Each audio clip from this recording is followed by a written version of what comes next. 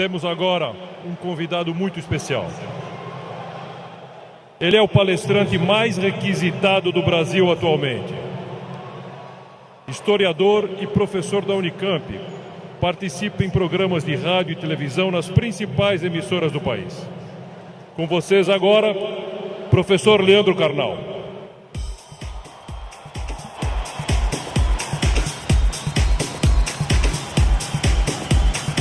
Boa tarde.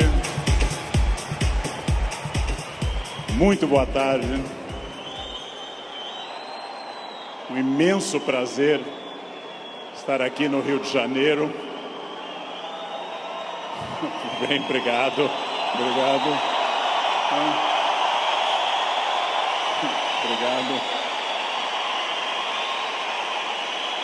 Muito obrigado. Ainda bem que eu não sou tímido. É um imenso prazer estar aqui no Rio de Janeiro, cidade que eu amo tanto. E é um imenso prazer falar sobre o tema que nós vamos falar agora. O tema que nós vamos falar agora, se eu for feliz, e vocês receptivos, como parece que são bastante, se eu for feliz e vocês receptivos, corre o risco, temos a chance de que seja um tema que transforme a vida de vocês. Por quê? Porque eu vou falar naturalmente de autores que eu estudo há 30 anos, eu vou falar das coisas que eu me dedico na universidade, eu vou falar de muitas coisas que vocês encontram nos livros. Mas, minhas senhoras, meus senhores, eu também vou falar das coisas que eu aprendi nesses 54 anos de vida, nesses 35 anos de magistério, e que eu tento transmitir através de livros, vídeos, programas e outras participações. Então, em primeiro lugar, vamos pensar numa pergunta que parece uma pergunta estranha, mas é de longe a pergunta mais importante. Por quê? Porque, obviamente, se num domingo à tarde eu tenho diante de mim esse imenso auditório, se num domingo à tarde eu tenho tanta gente que está aqui, é porque vocês estão dando uma resposta a essa pergunta. Vocês querem ser felizes. Vocês estão respondendo a uma questão importante sobre a realização da vida. Quanto mais consciente for essa resposta, quanto mais você tiver consciência do que você quer e do que você é, mais chance você vai conseguir de ser feliz. A pergunta que eu vou fazer, eu sei a resposta, porque eu estava ali atrás ouvindo essa maravilhosa rave aqui. A pergunta eu sei a resposta, porque nós estamos num clima de alegria, de entusiasmo. Entusiasmo é uma palavra linda, vem do grego cheio de Deus, entheos. Cheio de Deus, entusiasmo. Mas eu vou começar fazendo uma pergunta que eu sei a resposta. É típico de professor isso. Se eu pergunto aqui nesse ambiente entusiasmado, com 27 mil pessoas cheias de energia, se vocês são felizes, eu sei a resposta. Pergunta, nesse momento, quem nessa distinta plateia se considera uma pessoa feliz? Acaba de falir o laboratório do Prozac.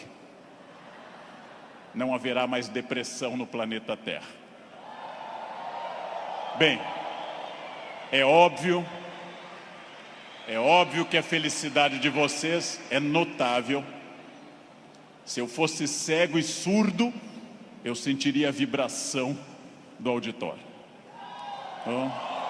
Porém, agora começa a função chata do filósofo.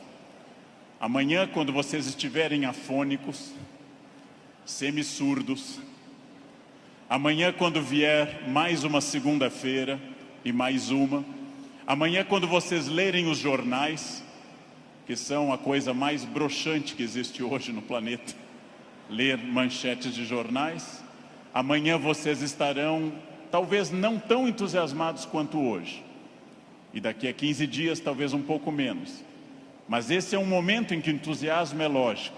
Então a minha pergunta é para médio e longo prazo, porque eu estou falando de um dos momentos mais difíceis da história do Brasil. Eu estou falando de um momento complicado. Ok. É para eu falar mais próximo do microfone. Eu já acho que eu estou berrando, mas... Num momento da história do Brasil onde existe uma dificuldade imensa. Eu não vou citar o nome dessas pessoas, porque dizem que o simples nome atrai energia negativa para o ambiente. Vamos chamá-los de Voldemort 1, Voldemort 2. Bem,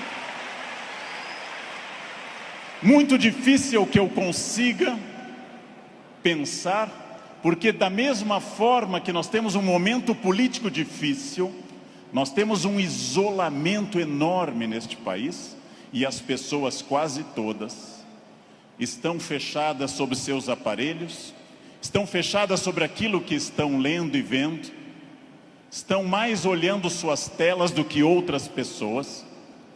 Há um individualismo enorme, crescente. Há um individualismo que nos domina nesse momento, sem sombra de dúvida. E eu vou traduzir esse individualismo nessa piada.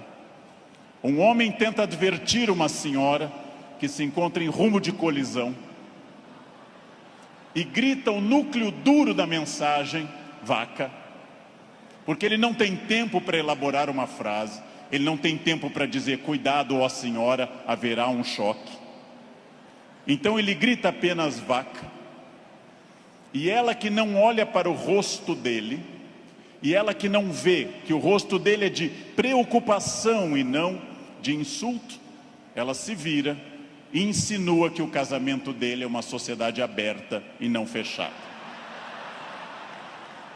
Bem,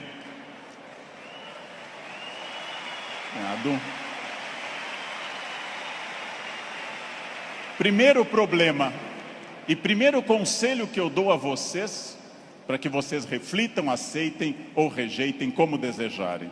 Primeiro conselho importante: olhem para o rosto das pessoas, olhem para o rosto dos clientes, olhem para o rosto de quem está comprando, porque o rosto humano é um livro poderoso que traduz tudo.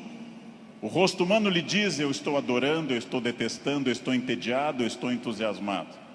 Comecem a olhar para o rosto, comecem a mandar menos emojis e emoticons pelo celular e comecem mais a olhar para o rosto humano que traduz tudo o que você precisa saber. Chego a sugerir ousadamente que vocês olhem para o rosto das pessoas da própria família, que conversem com maridos e mulheres. Olha a minha ousadia. Que olhem para essas pessoas, que vocês passem a avaliar valores, emoções, sentimentos, que vocês passem a pensar claramente em cada indivíduo único. Essa é uma das grandes chaves do sucesso. Eu tinha um erro, eu tinha um defeito como profissional. Há alguns anos eu entrava num grande evento como esse pensando o seguinte: acabei de chegar de Foz do Iguaçu, dei palestra lá, amanhã eu tenho que estar cedo em São Paulo, depois eu vou para a Bahia, depois eu tenho que voltar correndo da Bahia, porque eu tenho aula na terça-feira de manhã cedo em Campinas, e eu vivia no compromisso seguinte, eu vivia no momento seguinte. Isso é um defeito. Vivam no momento que vocês estão. Ao entrarem para conversar com alguém, ao tentar uma venda, ao ler um livro, ao namorar, ao conversar com seu filho, ao fazer qualquer coisa importante na sua vida, entre inteiramente naquilo. Não fique pensando o que vem depois. Faça daquela experiência única e que a pessoa que está com você não entenda e não sinta, em hipótese alguma, que ela é um obstáculo ao seu horário, que ela é um obstáculo à sua realização. Entreguem-se a isso. Quais são os meus valores? De novo, parece uma pergunta estranha, mas é uma das perguntas mais importantes que nós temos. Qual é o seu valor? Qual é o seu valor principal? Qual o seu valor auxiliar? Que faz você se emocionar? O que move seu coração, o que impulsiona seu despertar? Quais as ideias que você tem mais fortes pela manhã? Em que você dorme pensando em quem? Estes são seus valores. Decidiu que seus valores são família, dinheiro, um equilíbrio entre os dois? Decidiu que seus valores são viagens, família, dinheiro, um equilíbrio entre os três? Perfeito. Definido o valor, procure este valor obsessivamente, sem cessar em nenhum momento. Há mais de 40 anos, quando eu estava estudando línguas inclusive, eu ouvi várias pessoas dizendo sempre que era muito esforço. Quando eu fiz a faculdade, evitei excesso de festas, evitei maconha, o que num curso de humanas na USP é um isolamento muito grande. Não pegava ninguém, evitei coisas, foquei no que eu queria. Eu estou aqui para estudar, eu estou aqui para estudar muito. Depois continuei estudando e fiz mestrado e doutorado, fui morar fora, aprendi línguas e sempre mirando no meu valor. Meu valor é ser um profissional de excelência, e não apenas excelência média, de grande excelência. Então, eu mirei desde o início, gente. Eu mirei na ideia que eu quero ser Alexandre o Grande, não Alexandre o Médio, nem o Pequeno. Não quero ser médio, não quero ser a pessoa legalzinha. Por incrível que pareça, e até vaidoso que possa parecer a vocês, mas isso foi um lema de vida. Desde muito cedo eu disse: eu quero ser, se não o melhor, um dos melhores professores do Brasil. Um valor alto, vaidoso. Só que eu aprendi que mirando alto, às vezes a gente consegue um pouco menos. Se você mirar baixo, você consegue ainda menos. Mire alto. Não tente ser o melhor vendedor do condomínio, é muito pouco. Não tente ser a melhor pessoa da rua, é muito pouco. Mirem alto. Mirem alto e busquem isso. Eu quero ser o melhor vendedor do Brasil. Simplesmente isso. Se alguém acha que não pode, ache os instrumentos para poder. E aí um outro conselho importante. Querem saber quando está dando certo? Querem saber quando o projeto de vida de vocês acertou no valor? São aqueles semi-amigos. Semi-amigo é o inimigo que lhe abraça. Chegam a você e lhe dizem: você tem sorte, né? Nossa, você tem muita sorte. Prestem atenção nessa frase que o tio Leandro vai dizer. Sorte é o nome que o vagabundo dá ao esforço que ele não faz. Então, sorte existe, sim. Eu não controlo tudo. Eu não sou Deus, eu não controlo tudo. Por vezes eu estou em Congonhas, o avião tenta aterrissar e arremete. É para testar a força do esfíncter de vocês. Eu não controlo tudo, mas aquilo que eu controlo, e é bastante, eu sou sócio majoritário da minha existência, e para isso eu preciso de equilíbrio. Equilíbrio é fácil perceber quando está faltando. Se vocês não trabalharem, perderão a família. Se vocês só trabalharem, perderão a família também. Equilíbrio é um diálogo constante. Estou cuidando do meu corpo é funcional, o corpo tem que ser funcional. Eu tenho que sair do sofá sem auxílio de muitas pessoas. Eu tenho que ser capaz de subir uma escada sem tenda de oxigênio. O corpo tem que ser funcional até a idade que ele é funcional. Ou seja, equilíbrio é aquilo que nós estamos em plena crise. Estamos em plena crise. Só que há pessoas neste ano de crise que perderam, outras se mantiveram e outras prosperaram. Então não é a crise que faz diferença, é a sua reação diante dela. A crise veio para todos os 206 milhões de brasileiros. Há pessoas que afundaram, há pessoas que mantiveram o que tinham, e há pessoas que hoje estão melhores do que estavam há algum tempo. É claro que hoje, no momento da crise, eu vou dar uma pista histórica importante. O que é crise? É quando eu tenho muitas perspectivas diante de mim. Só que a crise é aquilo que separa o amador do profissional. Todo mundo sabe dirigir numa boa estrada em dia de sol. Pouquíssimas pessoas sabem dirigir numa estrada com chuva à noite esburacada. A crise separa quem é bom de quem é ruim, o amador do profissional, de quem veio o mundo a trabalho ou a passeio. Todo mundo sabe, em situação sem estresse, ser calmo. Poucas pessoas são calmas em situação de estresse. Todo professor é ótimo se a turma for ótima. Poucos professores são bons quando a turma é resistente. Todo mundo pode vender para o cliente fácil. Pouca gente pode vender para o cliente difícil. É o cliente difícil que separa o amador do profissional. O outro não precisa. Importante. Crises passam sempre, sem exceção. Toda crise passa. E aqui já vem a pergunta: onde você quer estar quando essa crise passar? Com quem? Onde você quer estar quando essa crise passar?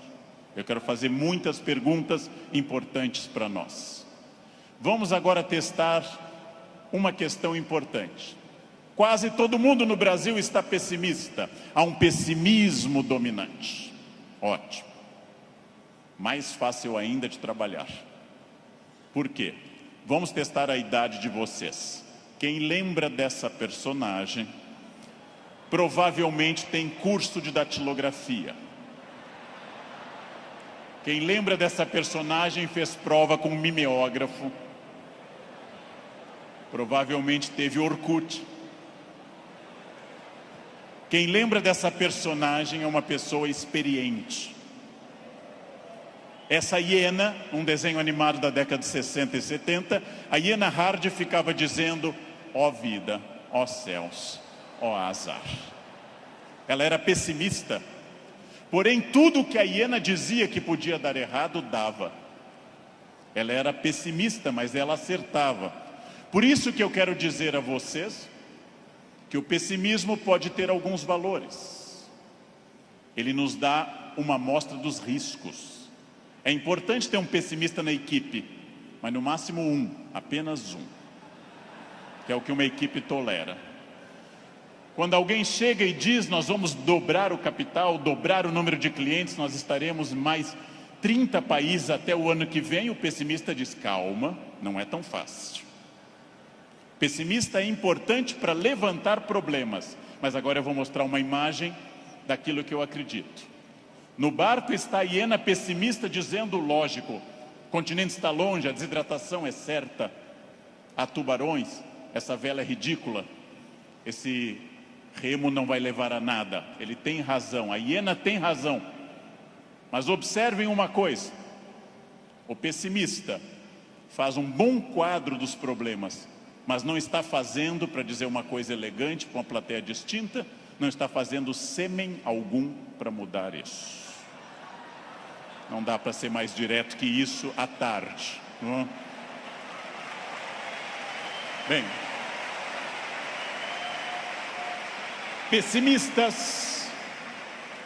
pessimistas são bons para levantar os riscos. Pessimistas são péssimos para resolver os problemas. Para eu resolver um problema, para eu resolver qualquer coisa, eu preciso de um otimismo obsessivo. Se eu não for otimista, gente, eu jamais teria casado. As estatísticas me contrariam. Casamento é submarino, pode flutuar, mas foi feito para afundar. Foi feito para afundar.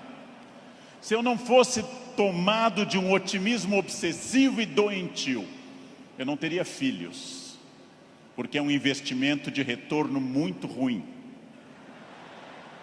Filhos nunca amortizam o que você investe neles. Com filhos você nunca chega ao topo. Pelo contrário, você vai investir centenas de milhares de reais e vai ouvir a frase: eu te odeio. Filho não vale a pena. Casar não vale a pena. Porém, se nossos pais não tivessem tido esse otimismo obsessivo, nenhum de nós estaria aqui hoje. Então, mais uma vez, um conselho forte. Ouçam os pessimistas. Para pessimista não vale a mãe é sempre otimista com vocês. Ouçam um cunhado, cunhado é bom para isso. Ouçam o cunhado. Ouçam os pessimistas. Vejam o que eles têm a dizer, agradeçam. Enquanto eles falam, tenham aquela reação bovina. Ouçam. Depois agradeçam e comecem a trabalhar com otimismo total. É só assim que se cresce. É só assim que se consegue alguma coisa. Eu não sei quem governará o Brasil no ano que vem. Pela tradição republicana, o pior possível, mas ainda não escolhemos. Eu não sei, aliás, nem quem governará o Brasil no fim deste ano. Eu tenho total incerteza, mas quero garantir a vocês que, apesar da imprevisibilidade, há uma chave na mão de vocês chamada preparo. Quem daqui ler mais livros sobre técnicas boas de venda, estudar mais psicologia de vendas, quem tiver mais método, quem for mais otimista, quem for mais metódico, não sabe o que vai enfrentar, mas estará melhor do que quem não fizer isso. Não sei onde estaremos, gente. Não sei onde estaremos. Vejam, em nenhum momento na graduação de História e Filosofia, em nenhum momento fazendo mestrado ou doutorado ou estudando fora, eu imaginei que um dia eu teria a honra de falar para essa plateia tão numerosa e entusiasmada. Em nenhum momento. Jamais. E não obstante, ter estudado me trouxe até aqui. Ou seja, essa é a chave. Pergunta óbvia, onde você quer estar o ano que vem? Eu não sei o ano que vem, eu não sei 2018, eu não sei 2027, daqui a 10 anos. O futuro é sempre nebuloso. Gente que há 2, 3 ou 4 anos governava este país e tinha uma renda maior que todo esse auditório junto. Hoje está tendo uma hora de sol em Curitiba. Então, o futuro é sempre oscilante. Porém, vamos transformar essas palavras. Substituamos passado por experiência, o que os trouxe até aqui. O presente, ação, esse encontro aqui na Barra. O futuro é estratégia, o que vai ser gestado nesse dia para o que vem pela frente. Se vocês pensarem em futuro como estratégia, entenderão que sim, o futuro é absolutamente imprevisível. Mas quanto mais estratégia eu tiver, mais eu vou controlá-lo. A chuva vai vir para todos. Quem souber nadar melhor vai sobreviver. Esse é um dado óbvio. Bem, mas eu erro bastante. Eu, Leandro, sou hoje melhor professor, porque já errei bastante. Eu, Leandro, erro. Errar é humano. Lembrem que no nosso mito fundacional, judaico-cristão, a primeira empresa do mundo chamou-se Éden, e o proprietário selecionou 2 funcionários, dali mesmo, não fez seleção externa, criou ali dentro do Éden mesmo. Deu apenas uma regra, fez uma semana de compliance e deu apenas uma regra. Só não pode comer uma fruta, o resto tudo pode. Foram lá e comeram. Foram demitidos por justa causa. Foram para o mundo, tiveram 2 filhos. Um matou o outro, Caim matou Abel. Primeira família do mundo, a mais próxima de Deus. 2 infratores, um assassino e um cadáver. Essa é a primeira família do mundo. Uma família que tinha tudo para dar certo, gente. Não tinha sogra, não tinha nora e não tinha genro. Uma família perfeita. E deu errado.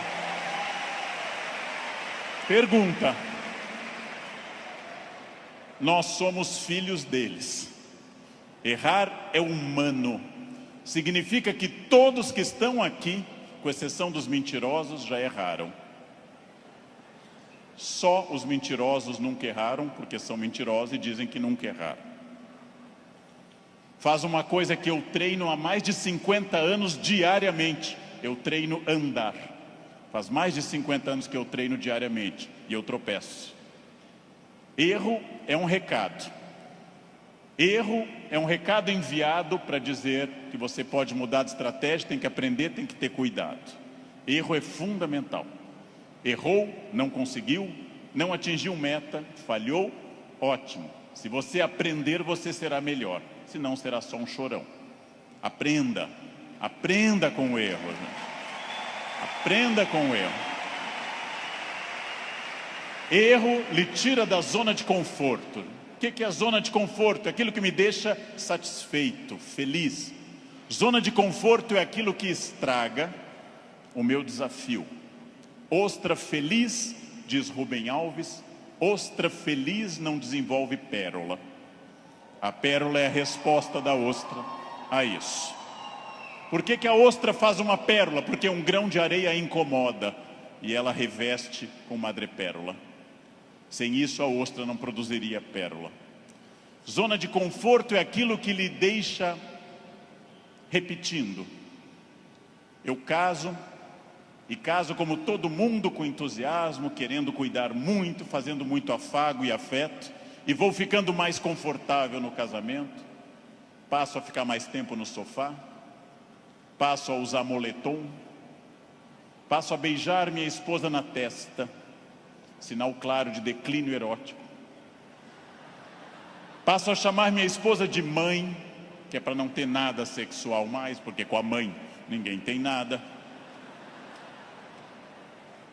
Perco a atenção na roupa de baixo, e ela, ao invés daquelas lingeries lindas, de seda e renda, vermelha e preta, passa a usar bege, de algodão, lavadas com sabonete no box, dia após dia. E assim os dias vão se sucedendo, e finalmente chegamos ao ponto mais baixo da relação. Os dois passam a usar croque. Acabou. Acabou, gente. Não há sexo com croque, jamais. Bem, salvo se alguém aqui está de croque, é exceção do que eu estou dizendo. Fica muito bem em você. Fica muito bem. O que acontece com a zona de conforto? Eu passo a não querer fazer mais coisas certas nem com entusiasmo. Eu passo a achar que está bom estar no aquário lotado porque é conhecido. E eu não busco um aquário mais desafiador e maior. Tudo o que te agrada te engana. Tudo o que te seduz e te deixa confortável te conduz à mediocridade. Quanto mais você tiver desafios, mais você vai responder a esses desafios.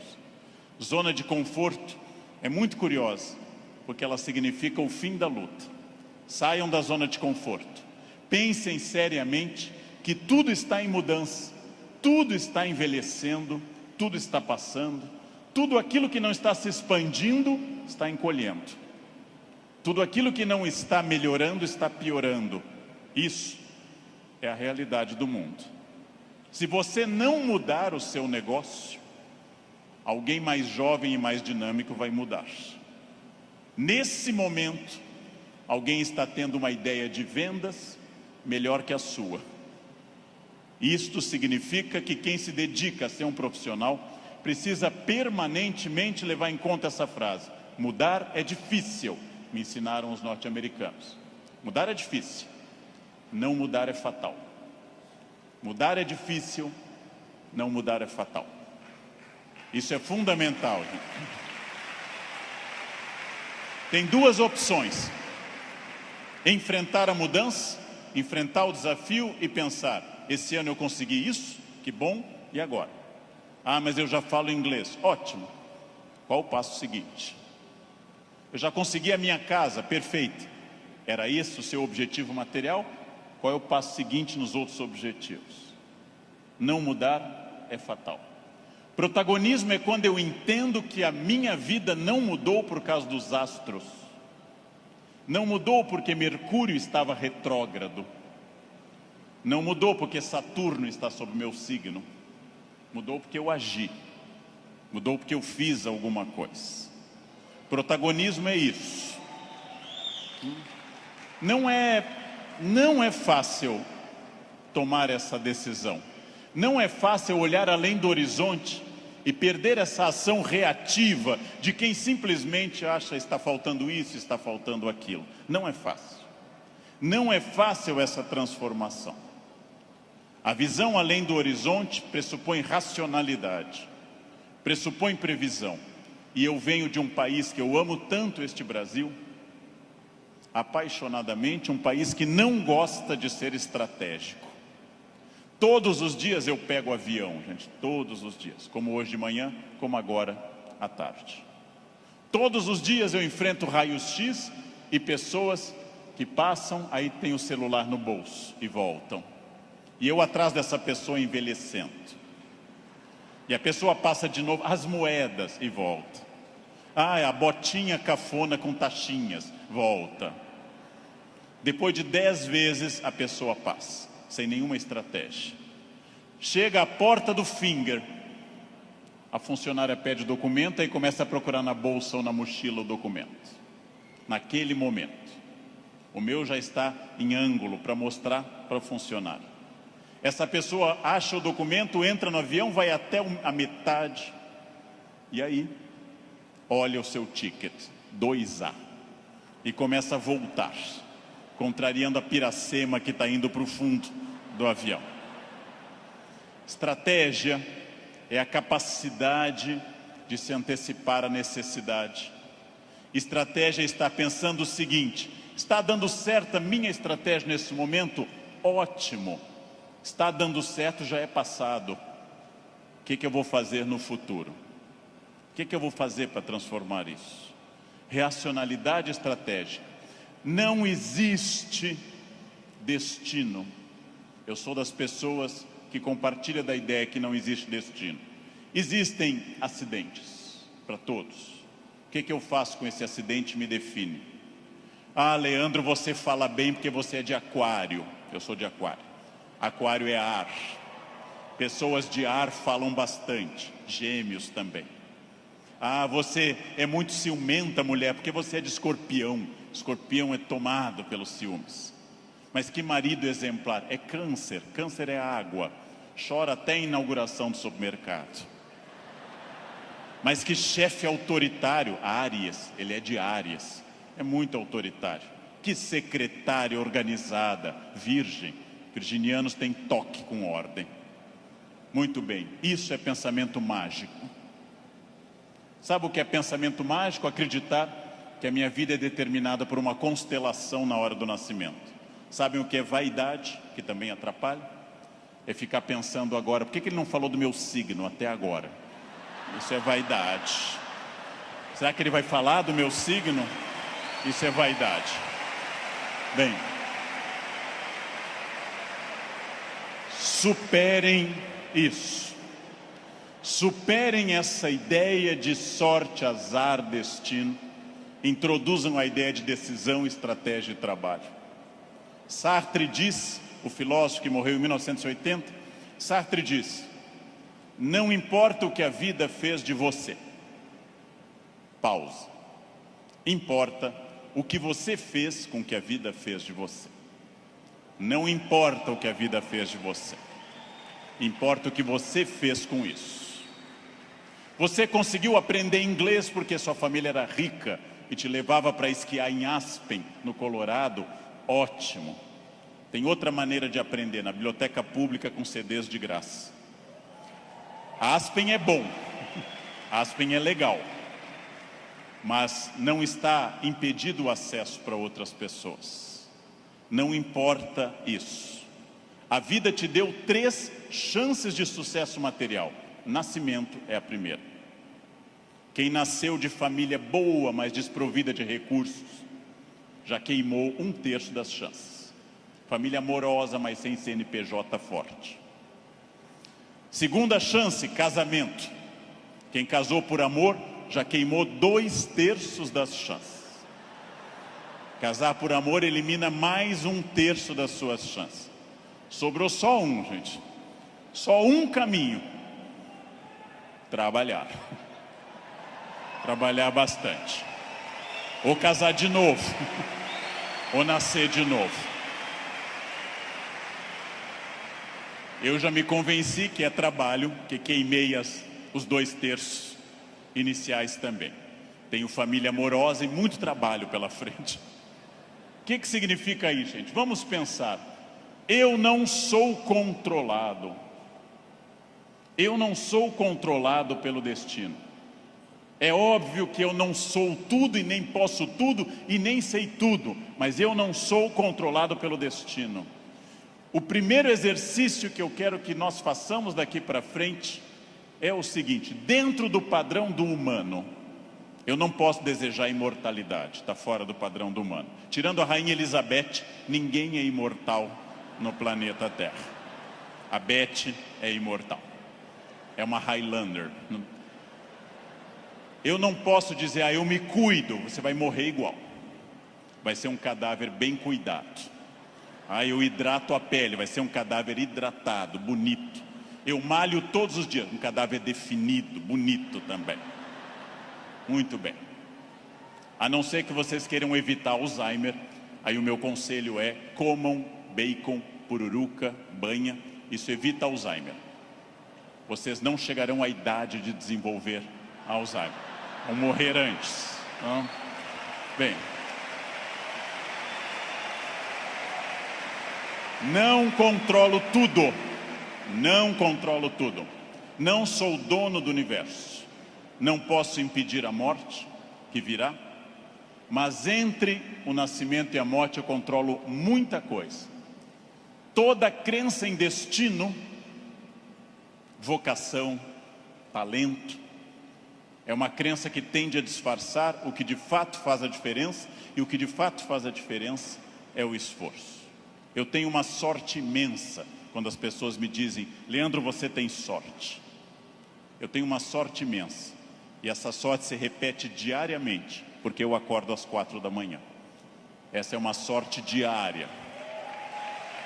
Basta eu começar a dormir o dia todo que a sorte se vai. Ninguém me controla, e eu acredito, como os filósofos gregos, que a vida pode ser mais racionalizada. Eu acredito que eu tenha condições de interferir na minha vida. Eu acredito que quando eu faço a pergunta, o que estamos fazendo de nós mesmos, eu posso dar uma resposta objetiva e prática. O que eu estou fazendo de mim? É um momento para pensar. O que eu estou fazendo de mim? Essa é a vida que eu estou querendo levar? Com as pessoas que eu quero? A vida é muito curta, gente, é muito rápida, é muito passageira. E ouçam alguém de mais de 50. Depois dos 40 parece ficar mais rápido ainda. Parece que passa numa velocidade incrível. A vida é muito curta para que se perca tempo numa existência medíocre, numa existência pequena, numa existência fraca. A vida é muito curta para que eu tenha uma família que eu não ame, para que eu tenha um emprego que eu não goste, para que eu tenha um trabalho que eu não me dedique. Ela é muito curta para eu ser medíocre. É muito pouco tempo para isso. Perguntem o que estamos fazendo de nós mesmos e sigam o conselho que Sócrates fundou a filosofia ocidental: conheçam-se, conhece a ti mesmo, conhecimento de si. Sigam esse conselho, sigam essa ideia de saber quem vocês são. Se eu me conhecer, ninguém me ofende. Se eu me conhecer, ninguém me ataca. Já disse isso várias vezes na internet. Quando alguém me xinga no trânsito, eu tenho que saber se a pessoa está dizendo a verdade ou mentira, e nos dois casos eu não posso me ofender. Conheçam-se, saibam quem vocês são. O ano passado um aluno bateu a porta na minha cara e gritou: careca. O que eu vou dizer para esse aluno? Não, retire o que você disse, não, estou ofendido. Vejam, as pessoas têm direito a dizer o que querem, é um direito constitucional. Eu só me ofendo quando eu concordo com elas.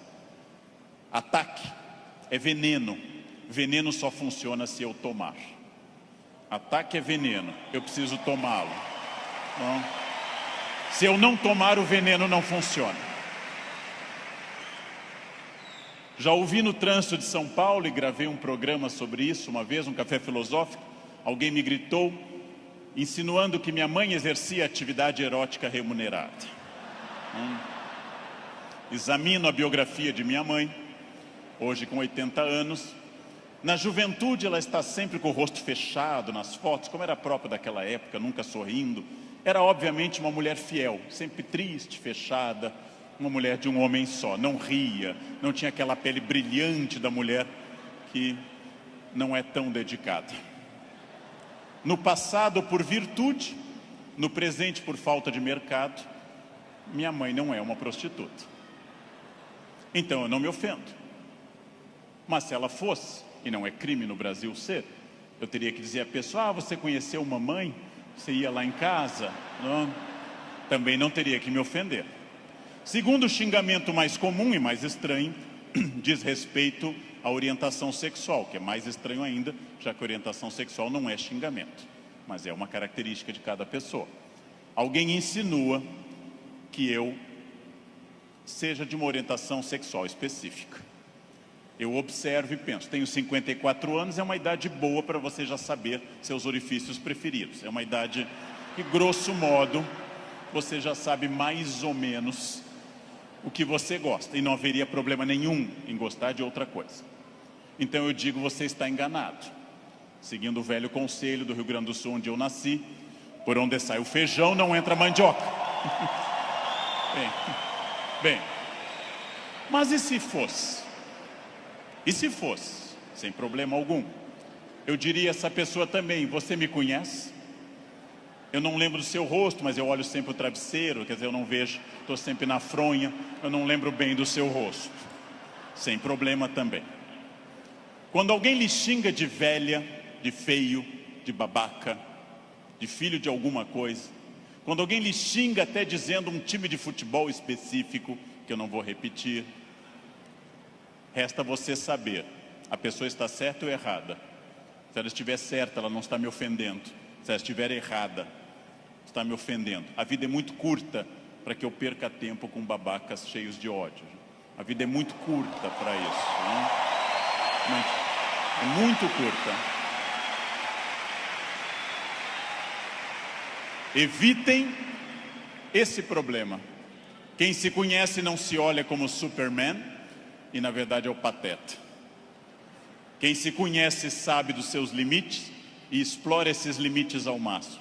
Quem se conhece sabe, talvez eu não tenha vindo ao mundo tão bonito, talvez eu não tenha vindo ao mundo tão alto, tão rico, tão hábil em línguas. Eu posso fazer muito com isso, muito. Posso esticar esses limites ao máximo. É fundamental conhecer-se. Sempre, sem exceção, sem nunca perder de vista que consciência é a chave da transformação. Consciência é a chave de todas as transformações. Respostas claras, objetivas para a pergunta que eu fiz no início. O que eu quero? Onde isso vai me levar? Quem sou eu? Isso me torna ou não feliz? Consciência. Controlar a vaidade. O principal elemento de descontrole de uma vida. Trabalhei para homens muito importantes nesse país, trabalhei com pessoas fundamentais deste país, e quase todos com o mesmo pecado, o pecado da vaidade, o pecado fundacional da humanidade, o de Lúcifer, o pecado de se achar mais do que é, e de achar que os outros concordam com isso.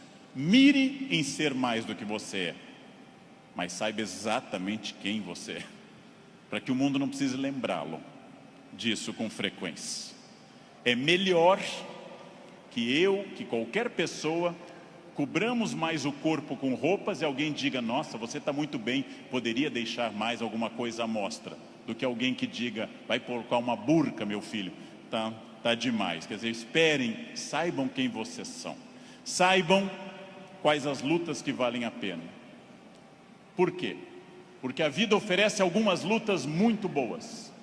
Família é uma delas. Luta contra o racismo é uma luta muito boa.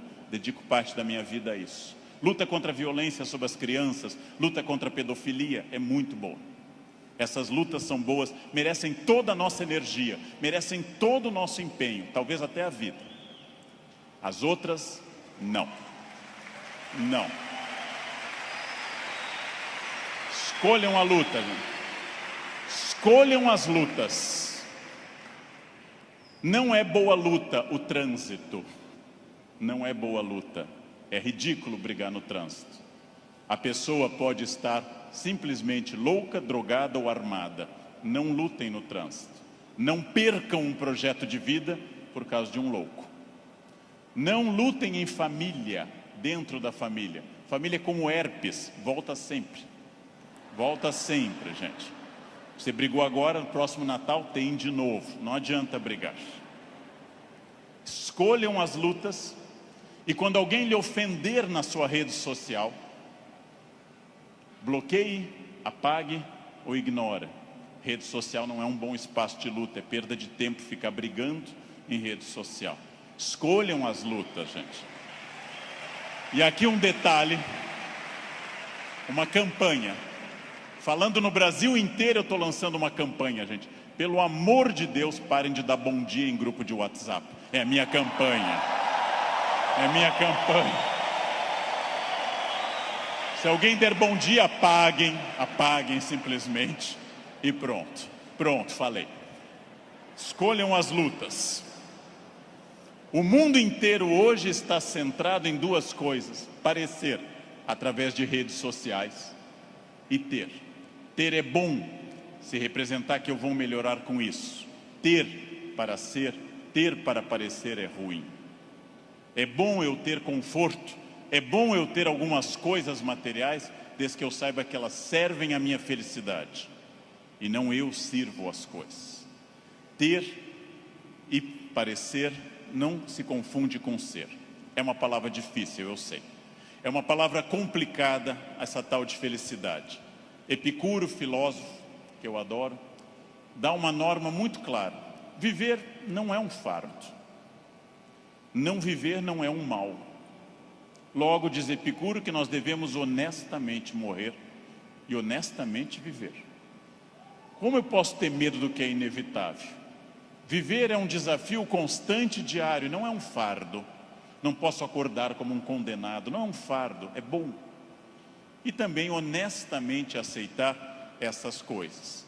Muito importante, contido nessa imagem de uma escultora norte-americana, Bobby Carlyle, que eu adoro. Essa estátua chama Self-Made Man. Mostra com o talento da escultora, em bronze, uma figura de um homem esculpindo-se. É uma metáfora excelente para todos nós. Eu estou parcialmente pronto, mas eu não sou perfeito. Perfeito quer dizer em latim, feito até o fim. Perfectum, feito até o fim. Eu não sou perfeito. Eu sou perfectível, eu estou em processo de transformação, eu sou uma pessoa crescendo a cada instante. Eu tenho partes completamente prontas, outras que precisam de melhoras e outras que precisam ser criadas. Eu não estarei pronto até o fim. O jogo termina apenas no fim, construir-se. Qual é a parte que me falta? Qual é a parte que eu preciso melhorar?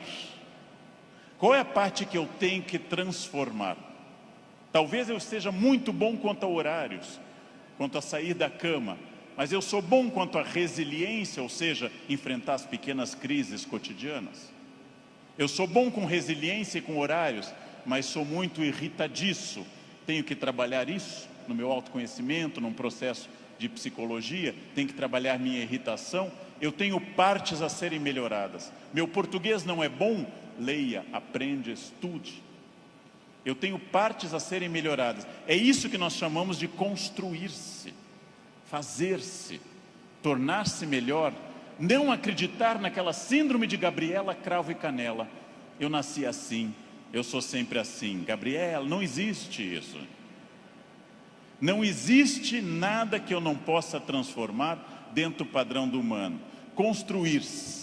Fazer algo novo, fazer uma ideia nova, interferir no meu corpo, na minha renda, na minha família. Freud morreu em Londres fazendo essa pergunta nos seus 2 últimos anos de vida, 1938 e 39.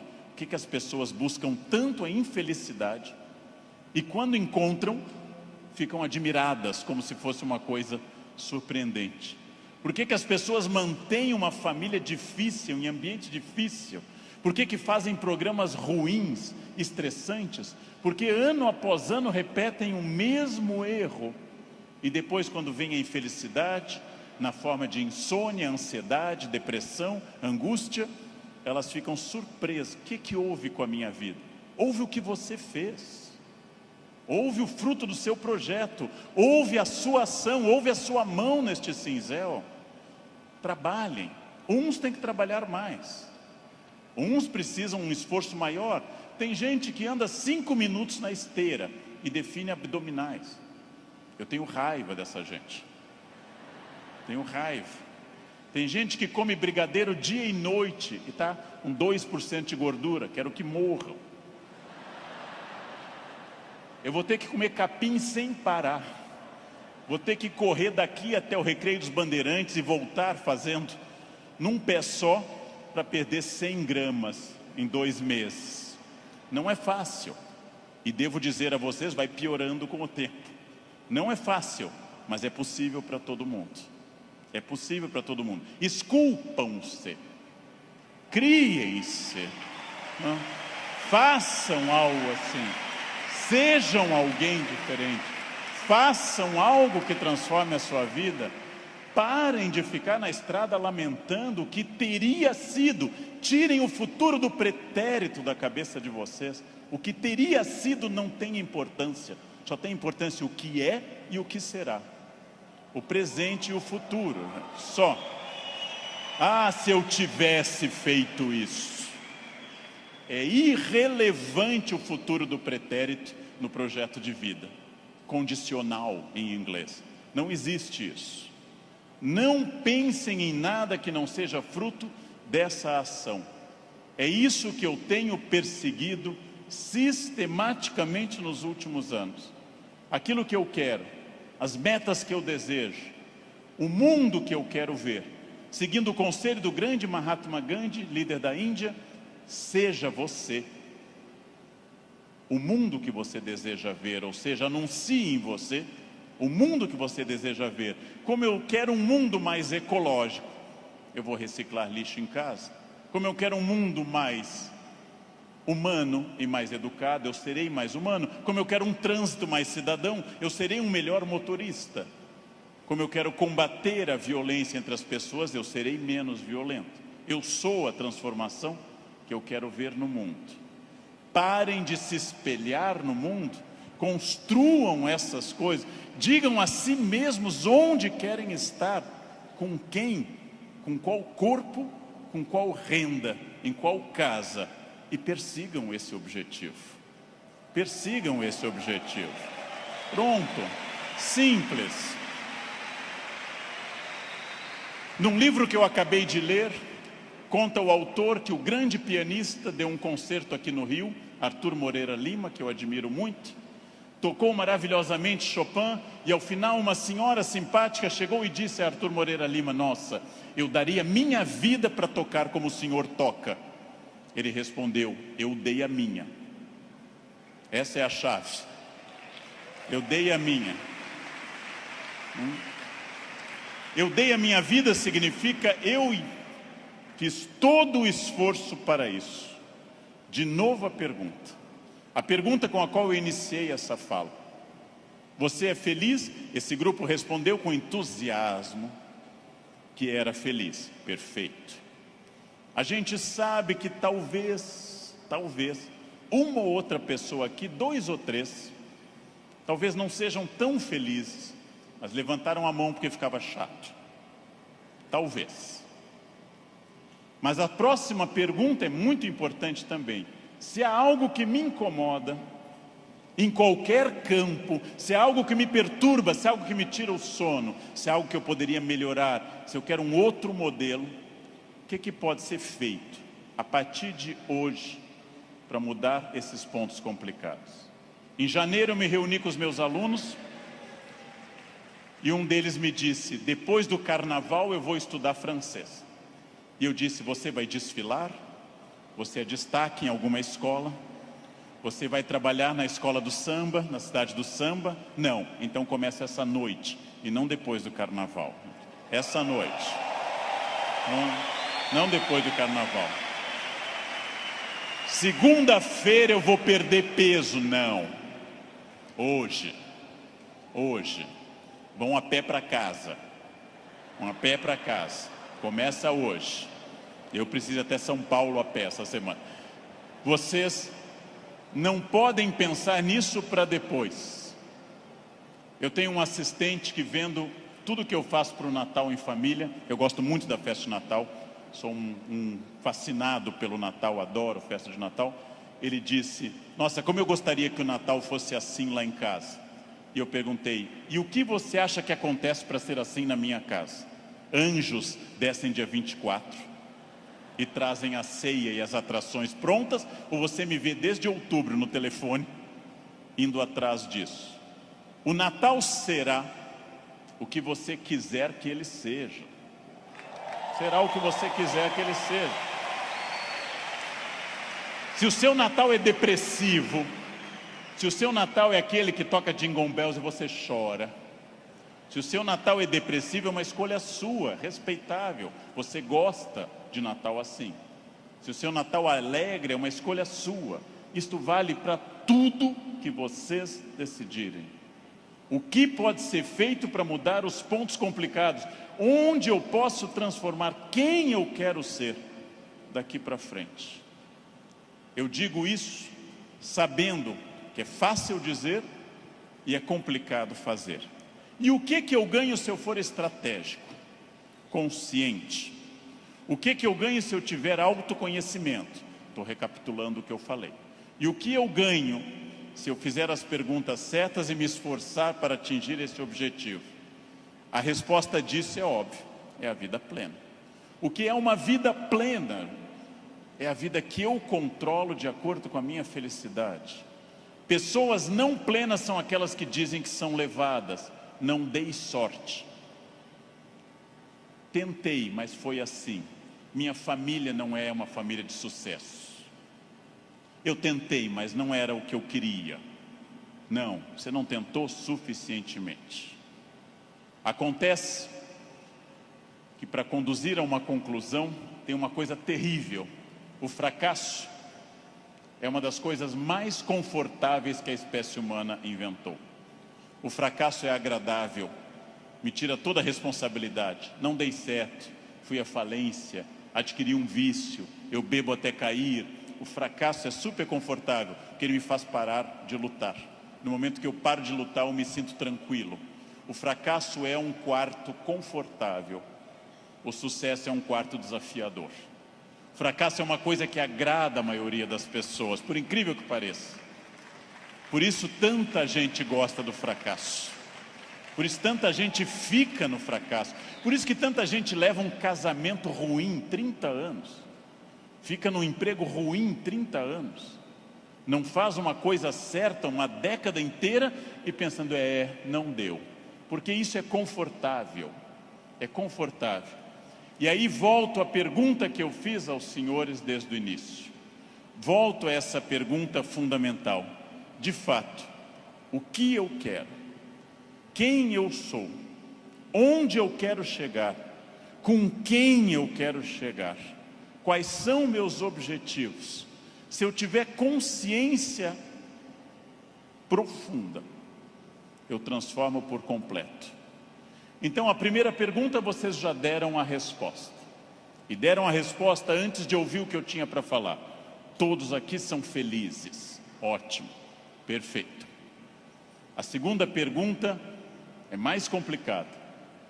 É a pergunta para deixar para vocês pensando nessa linda tarde de domingo. Quem daqui quer, nos próximos 10, 20 ou 30 anos, quem daqui quer continuar sendo feliz, com êxito e feliz? Bem, melhor ainda, eu também. Melhor ainda, agora vai começar o primeiro dia do resto da vida de vocês. Agora começa a parte mais importante. Esqueçam o que passou. Esqueçam o passado. Esqueçam tudo que veio até aqui. Reinvente-se. Reconstrua. Faça dessa vida um espaço completamente diferente. Fácil. Sua vida vai continuar sendo muito feliz. Não se acostume ao fracasso. Acostume-se à felicidade. Desafiem-se. Sejam melhores. A vida só vale a pena se ela for intensamente vivida, intensamente aproveitada dentro desses objetivos. Por que que eu sei isso? Porque é o que eu faço aqui hoje, inclusive. Então, muito obrigado pela atenção de vocês. Muito obrigado. Obrigado. Muito obrigado.